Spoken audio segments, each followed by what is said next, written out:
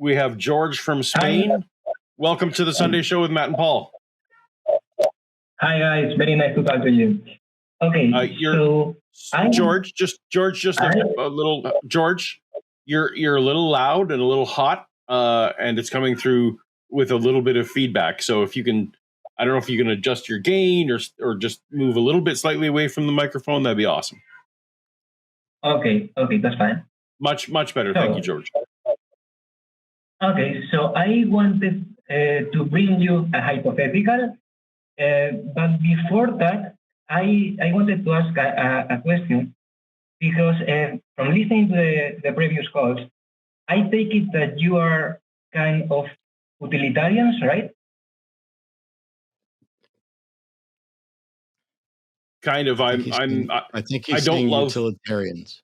Utilitarianism, yeah. I think I don't love labels. From I find like they rarely fit exactly, and not everyone has the same understanding what a label means.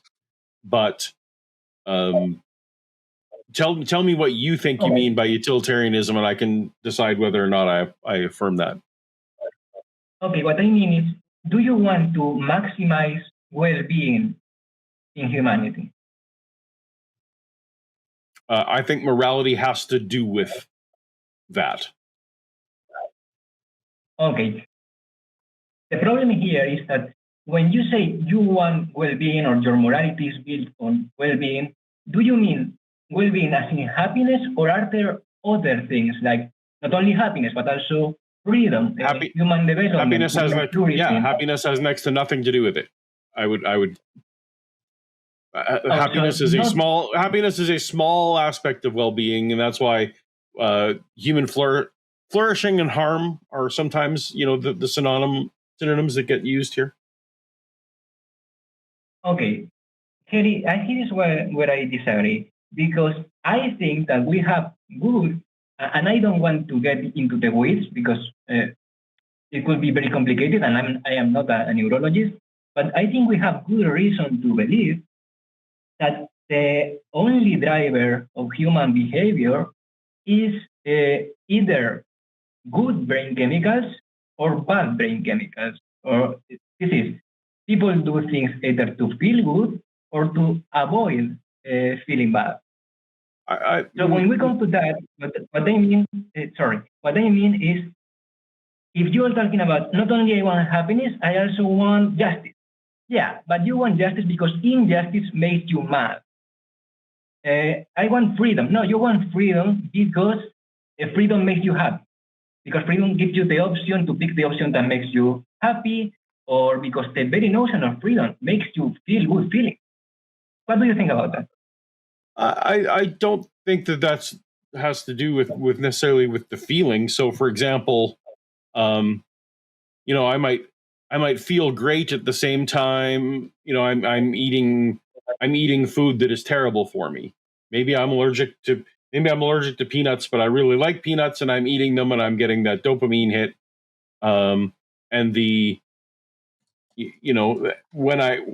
But I'll die in my sleep, and that'll have nothing to do with whether I receive dopamine. So, I don't agree with your one-to-one mapping. In fact, I think it is different. I think we have evolved to get to some extent. We receive dopamine hits for rewards that actually do. It's the other way around. That it's because that certain things are good for us. That's why we get dopamine hits. So, for example, if sex wasn't pleasurable, would there be this many people? There's. And that may not be a coherent example for what I just said. So, but I just don't think there's a one-to-one mapping on happiness and dopamine hits in the way that you are saying. Okay, give me, I don't mean a specific neurochemical. I mean anything that is good or that brings well-being. In the end, it brings well-being because it makes us feel good.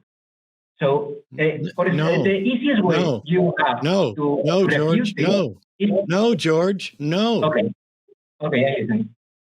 Let's say that somebody's an addict and they're incredibly happy. If I take steps to free them from that addiction, they're going to be unhappy.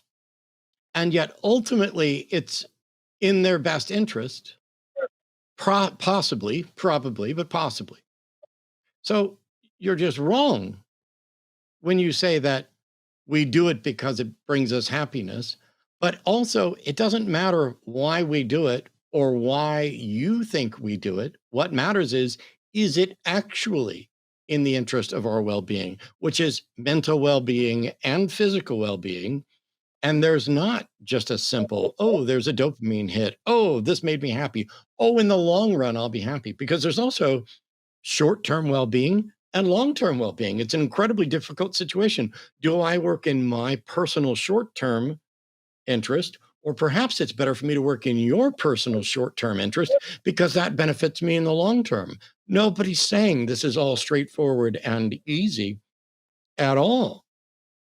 But what's the point that you're trying to get to? Because nobody has a solution. Hang on. Nobody has a solution to morality. I'm replying to people who say that an objective foundation must exist. They haven't demonstrated that. They haven't demonstrated how it's possible or how it would be possible for any of us to know. And there's also the problem of hard solipsism, which I think shuts that down as well. But then they'll come in and they'll say, there's a problem with secular morality. What problem exists with secular morality that can be solved by religious morality? That's all I care about. Unless you have a solution to other problems within secular morality, in which case you can demonstrate them and change the world. But I don't think it's going to happen here. I have a solution, but the solution that I've come to is very, let's say your intuition will tell you that it's horrible, and my intuition tells me that it's horrible. Because if you don't mind, I want to talk to the Dillahunty thing. Because this person, the reason you are helping them is because you believe, and you are right, that their addiction will bring them a huge amount of suffering in the future, right?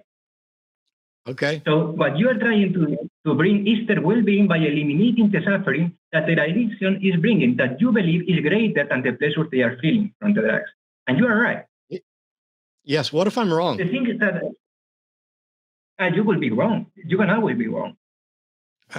I'm saying, but what I mean, if it's no, I'm saying you're poisoning the well. You just described the situation I'm in. You're saying you want to do something and that will help them, and you are right. What if I'm wrong? Because it's possible for someone to be in a position. Stop talking. It's possible for someone to be in a position, and I think this is the best for them, and so I take that action.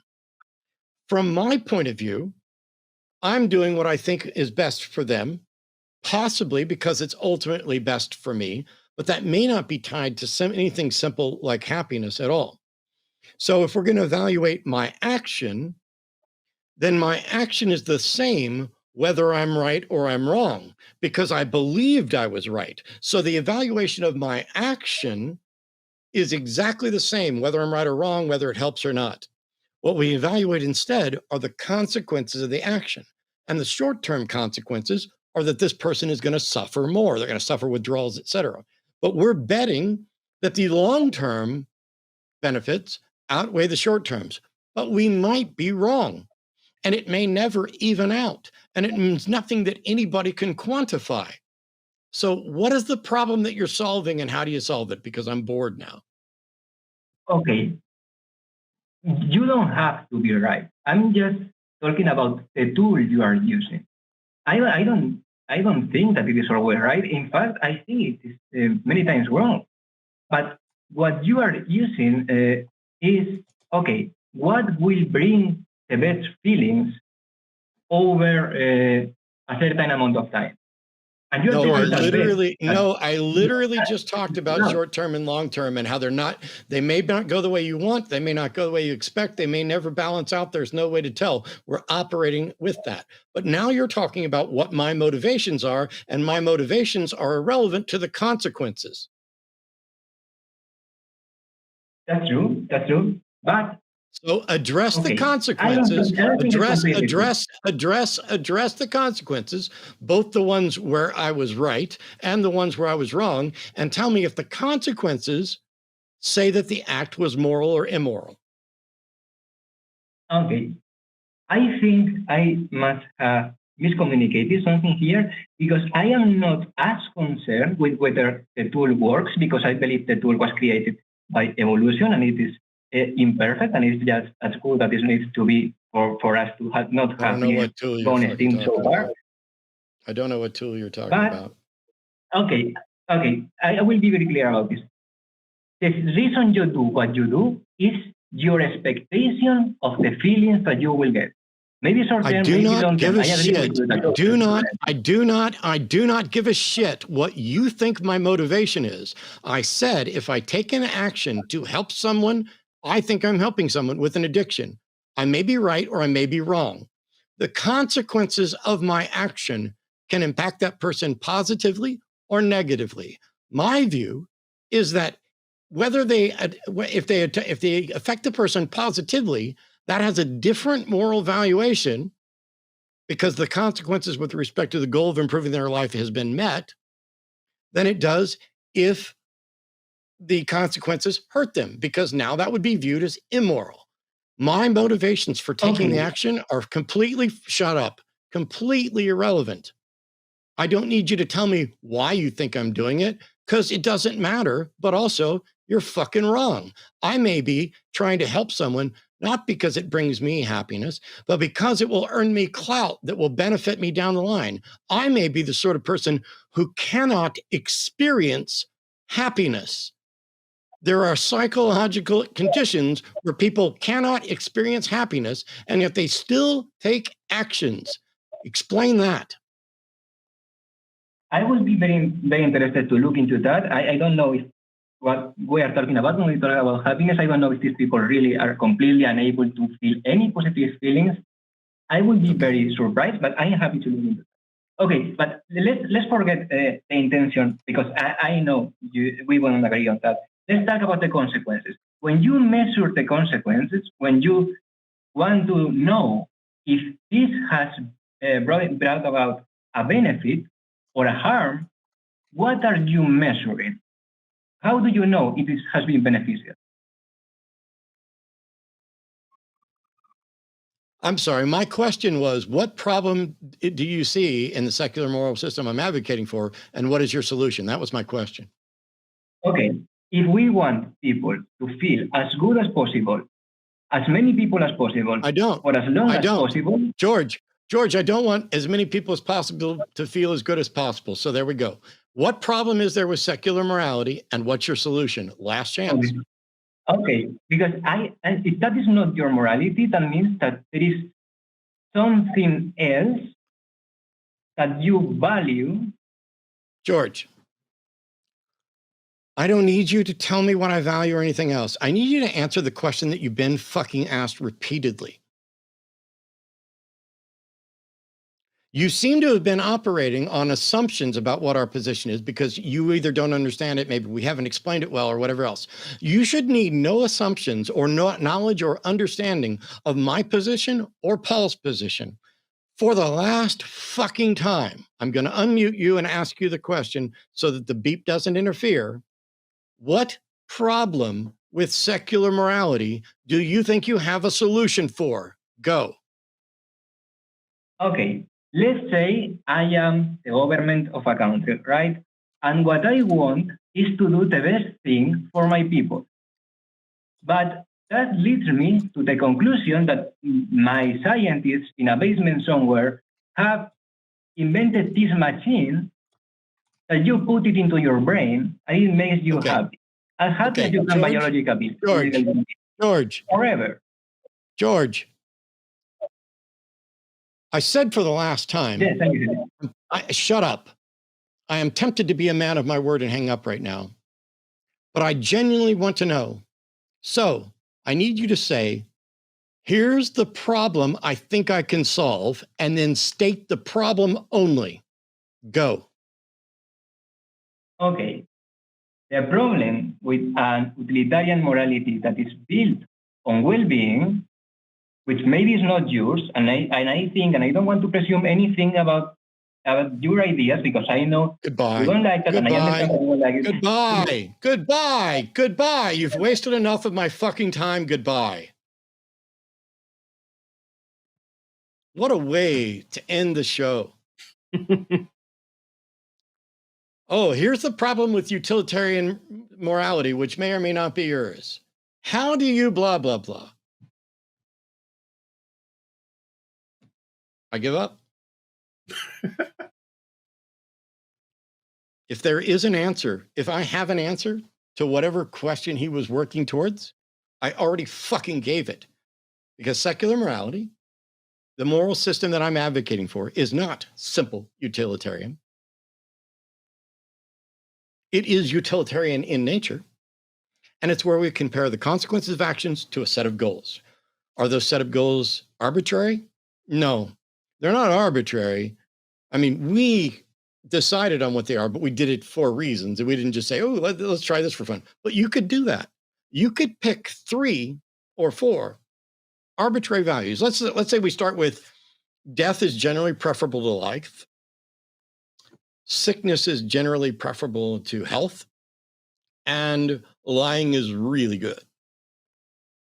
If our goal is to actually have a world that we occupy with our lives potentially improving, or at a minimum, as in chess, not getting worse, all of those directly contradict that foundation. And that foundation, which is not completely defined and scoped out because we don't have a complete understanding of the world, is what I'm calling well-being. If you begin with, life is generally preferable to death, but there are exceptions, which is why I support death with dignity. And health is generally preferable to sicknesses. There are some health conditions that make you immune to some other conditions that may actually be beneficial, even though they're unhealthy in some circumstances, because we live in a dynamic universe and it's changing. I mean, that's what dynamic means. So it was dumb of me to say twice, but I'm on a roll. We are changing, and so is the universe at the same time. This is one of the reasons why evolution is such an amazing view of the diversity of life on Earth, because there's no guidance. There's no eye that says, you live and you die. It is the physical facts of the universe determining if this package of whatever, this creature, and this environment are remotely compatible. And the ones that are compatible continue. And the ones that aren't compatible don't. That's it. It's the simplest filter. And we can use that abstract idea elsewhere as well. There are great moral principles.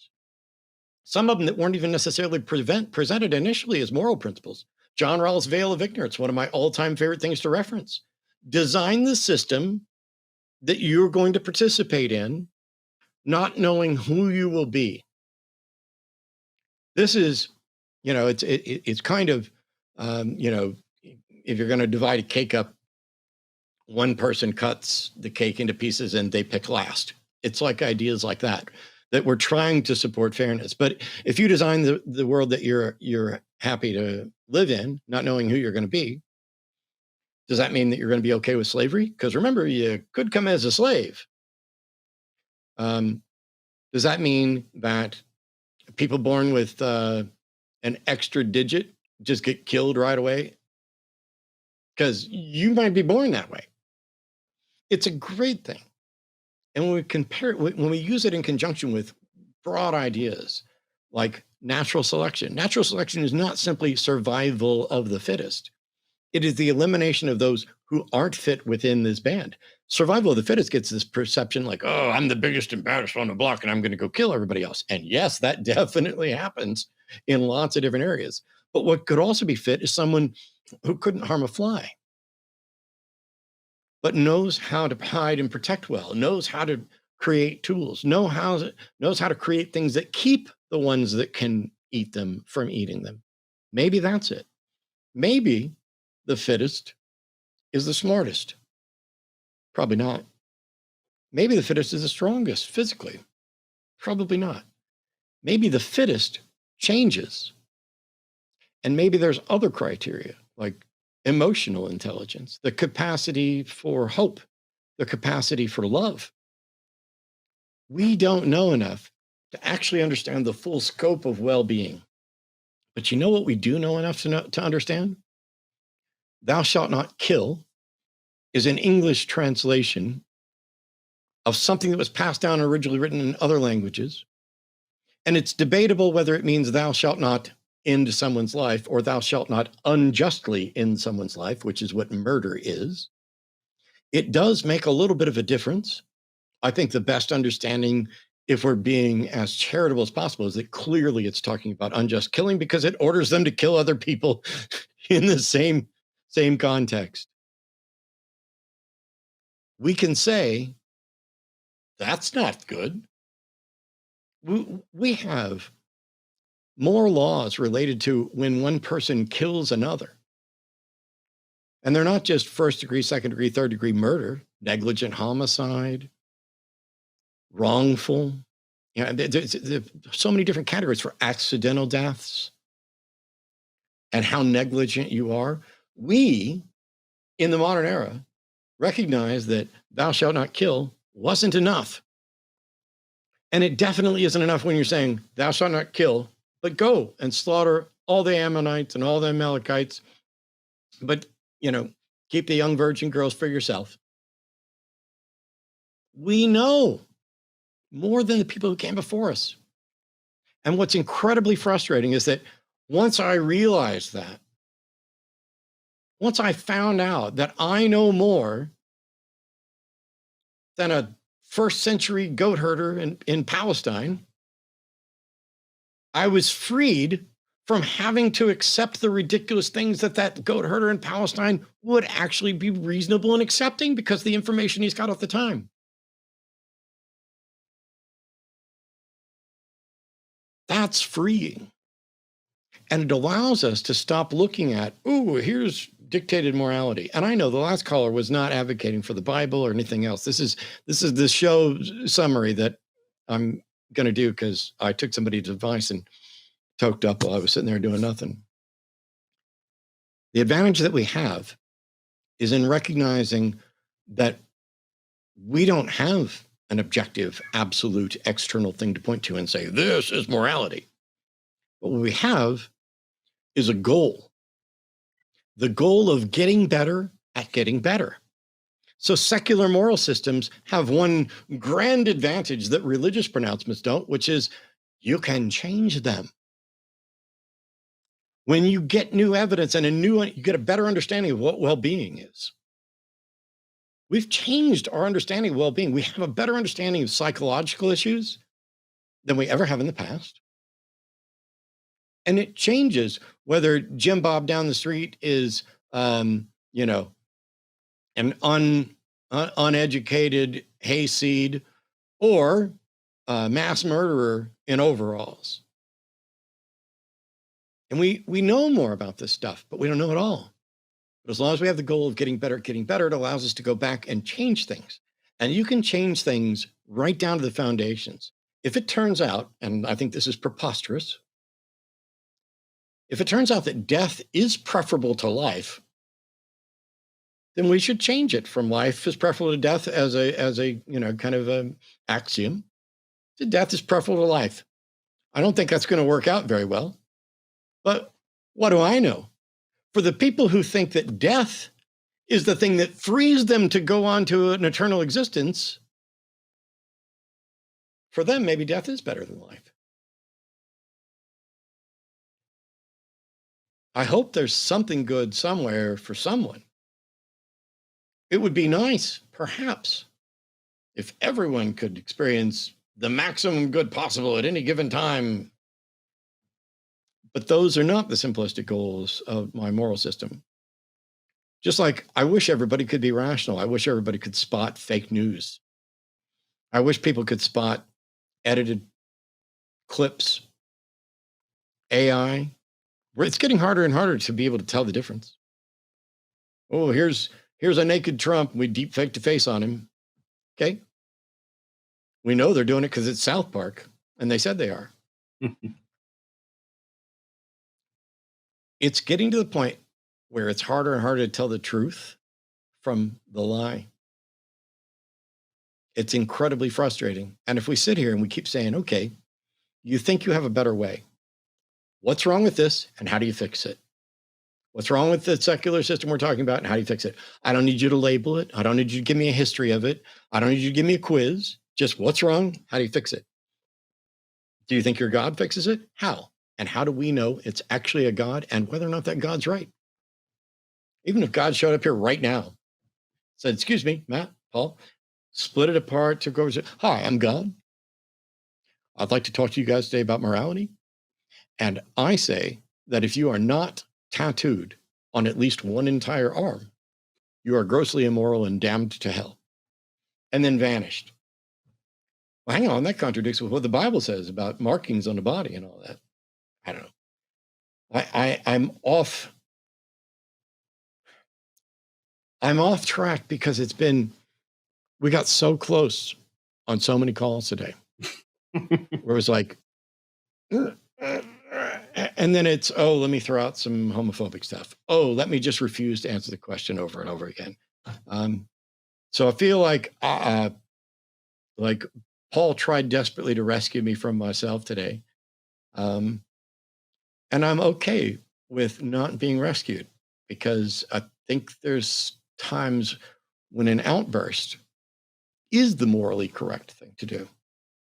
If it just becomes well, we can all sit around, we can agree, disagree, whatever, No, sometimes you need to be shocked into paying attention. Sometimes you need to be aware that what you are saying glibly, using a particular group of people as a prop, has consequences on those people. And that you, while pretending you have an objective source of morality and everybody else must be wrong, are actually giving your subjective fucking opinion about morality. Maybe you should shove it up your ass. Who knows? You might like it. Maybe that's the source of your homophobia. Is that somehow you've been sitting there thinking, I'd really like to. You guys think about other people's sex lives more than anybody I know. And I know sex workers. I have family and friends who are sex workers. They don't think about sex as much as, it's like the little cartoons of we're going to have people show us their genitals before they get to go into the bathroom and everything. It's just, what is this world, Paul? Do we have any hope of fixing it? Because I keep asking for solutions and I keep getting nothing and it feels worse. I will agree that it does seem to feel worse, but that's why we fight in the corners where we can. Well, make us happy, give us something optimistic. Thanks for watching that clip. Hey, we're trying to do some data research about whether or not our callers successfully proved that God existed. If they didn't, don't forget to like and subscribe. That's how we know they failed. But if you don't like and subscribe, you're saying that they succeeded. So you're saying that by liking and subscribing, you will be affirming that you are an atheist. Hey, what else should they do? I don't know. Maybe go to patreon.com/calltheline and donate some of their hard-earned money. Like and subscribe.